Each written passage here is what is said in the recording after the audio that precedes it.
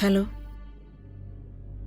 അവസാനത്തെ കുറച്ച് മാസങ്ങൾക്ക് ശേഷം എൻ്റെ ലോയർ വഴിയെ എൻ്റെ അടുത്തുള്ള കുറച്ച് പണം വച്ച് അവസാനം എങ്ങനെയോ എനിക്ക് ബെയിൽ കിട്ടി.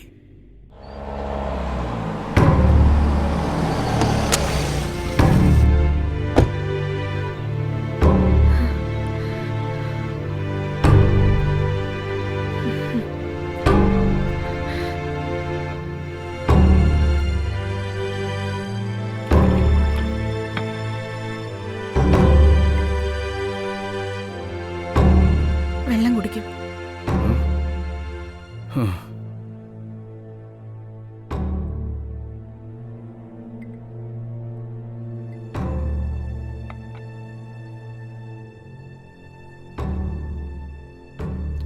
ഞാൻ ചെയ്ത ഈ തെറ്റ് കാരണം ഈ നാട്ടുകാരുടെ മുമ്പേ നിങ്ങൾ എത്ര കഷ്ടപ്പെട്ടിട്ടുണ്ടാവുമെന്ന് എനിക്കറിയാം. അമൃത ഇപ്പോഴും ആ പ്രവീൺ നല്ലവനാന്ന് വിചാരിച്ച് ജീവിച്ചു കൊണ്ടിരിക്കുകയല്ലേ? എന്റെ മകളുടെ ഭാവി നന്നായിരിക്കാൻ വേണ്ടിയാണ് ഞാൻ അവനെ കൊല്ലേണ്ടതായത്.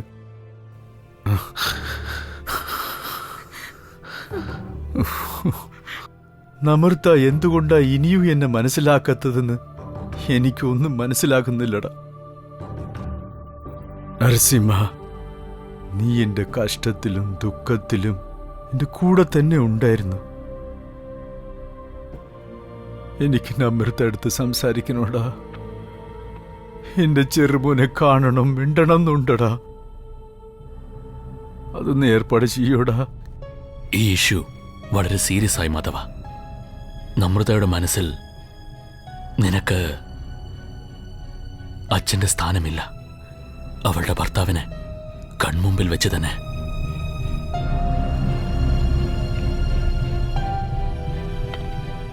ആരെന്ത് പറഞ്ഞാലും അവളെ കൺവിൻസ് ചെയ്യാൻ പറ്റില്ല. മീഡിയയുടെ മുമ്പിൽ നിന്നെ തൂക്കിക്കൊല്ലണമെന്നും വെറുതെ വിടാൻ പാടില്ലെന്നും അവള് പറഞ്ഞു നടക്ക. ഈ ഒരു സാഹചര്യത്തിൽ ബുദ്ധിമുട്ടാണ്. ഇവരെയൊക്കെ വിശ്വസിച്ചിരുന്ന അതൊന്നും നടക്കില്ലെന്ന് എനിക്ക് മനസ്സിലായി. അതുകൊണ്ടാണ് ഞാൻ തന്നെ ഒരു പ്ലാൻ ചെയ്ത് ആവശ്യപ്പെട്ട നമൃതയുടെ കയ്യിലും കാലിലും വീഴുന്നു. ഞാൻ ചെയ്തത് തെറ്റാണെന്ന് സമ്മതിച്ച് നമൃതയും ആ കുഞ്ഞിനെയും വീട്ടിൽ കൂട്ടിട്ട് വരണമെന്ന് വിചാരിച്ചു.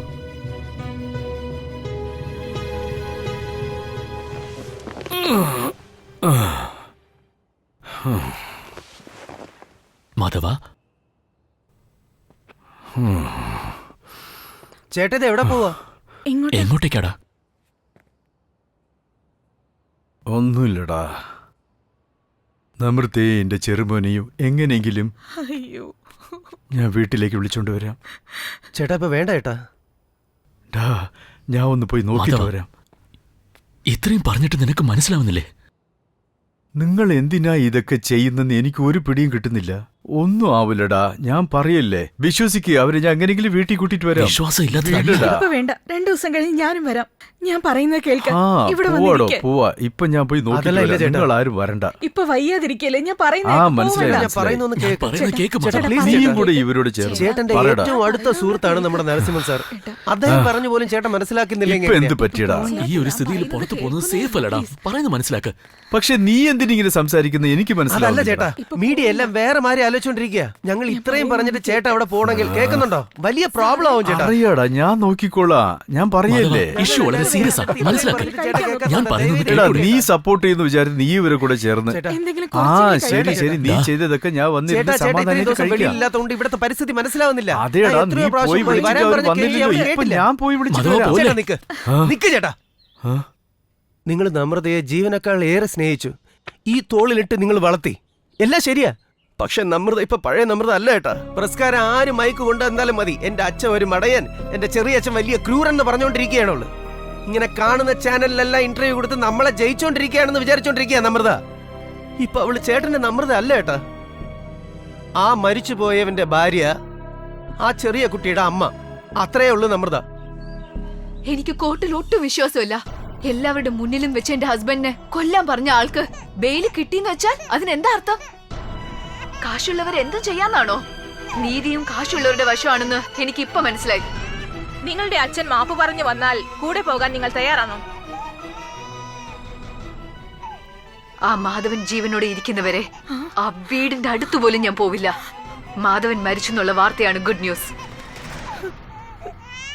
അദ്ദേഹം ചെയ്ത തെറ്റിന് നടു റോഡിൽ എല്ലാവരുടെ മുന്നിലും വെച്ച് അദ്ദേഹം മരിക്കണം. നമുക്ക് പോവാം. ആ മാധവനെ പോലത്തെ മനുഷ്യർ ഈ സൊസൈറ്റിയിൽ ജീവിക്കാൻ ഒട്ടും അർഹതയില്ലാത്തവരാ. അദ്ദേഹം മരിച്ചെന്നുള്ള വാർത്ത കേൾക്കാൻ ഞാൻ കാത്തിരിക്കുകയാണ്. നമ്രത എപ്പോഴും എന്നെ മനസ്സിലാക്കൂല എന്നുള്ളത് 100% സത്യമാണ്.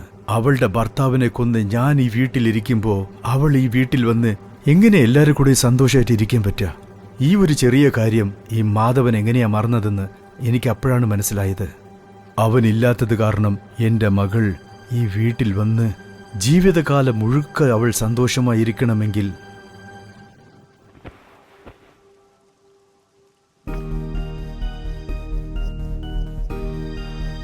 ഒരൊറ്റ വഴി മാത്രമേ ഉള്ളൂ.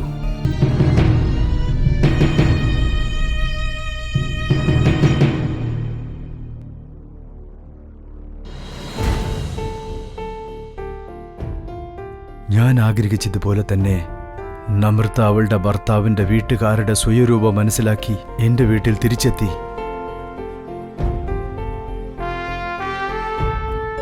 ഞാൻ മരിക്കുന്നതിന് മുമ്പ് എന്റെ സ്വത്ത് മുഴുവനും അവളുടെ പേരിൽ തന്നെ ആക്കി.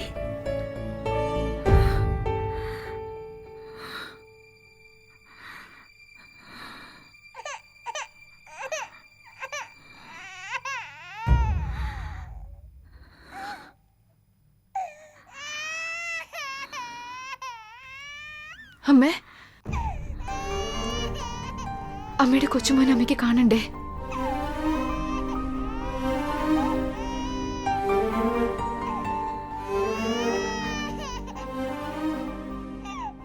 നമ്മൾ അവസാനം വരെ നമ്മുടെ നമ്രതയുടെ കൂടെ തന്നെ ഉണ്ടാകണം വനജേ.